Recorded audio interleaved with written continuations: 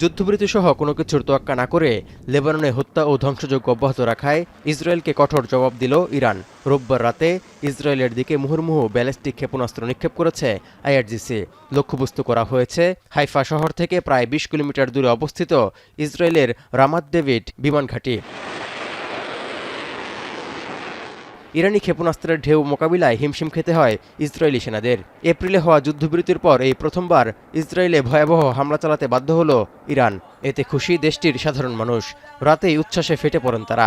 তেহরানের রাস্তায় নেমে করেন আনন্দ মিছিল।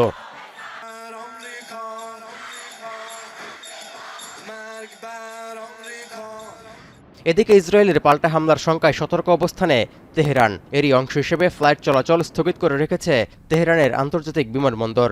এছাড়া লেবাননে হামলা অব্যাহত থাকলে ইরান শুধু আলোচনার পথেই থাকবে না, বরং শত্রুদের সঙ্গে সরাসরি সংঘর্ষেও লিপ্ত হতে প্রস্তুত বলেও হুঁশিয়ারি দিয়েছেন ইরানের স্পিকার ও শীর্ষ আলোচক বাঘের গালিবাফ।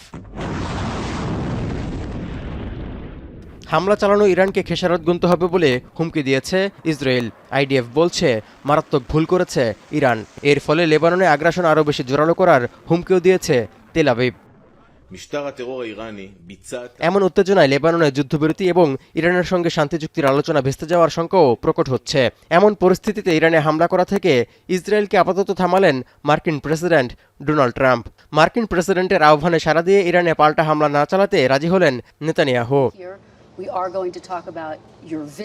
ইরানের সঙ্গে চুক্তি মেনে নেওয়া ছাড়া নেতানিয়াহুর সামনে কোনো বিকল্প নেই বলেও জানিয়েছেন ট্রাম্প। ফিনান্সিয়াল টাইমসকে দেয়া এক সাক্ষাৎকারে ট্রাম্প বলেন, নেতানিয়াহু সিদ্ধান্ত নেয়ার কেউ নন। অন্যদিকে শান্তি চুক্তি চূড়ান্ত হওয়ার আগে ইরানের জব্দকৃত সম্পদ ছাড় দেওয়া হবে না বলেও সাফ জানিয়ে দিয়েছেন ট্রাম্প। তৌহিদুর রহমান, এখন বিশ্ব।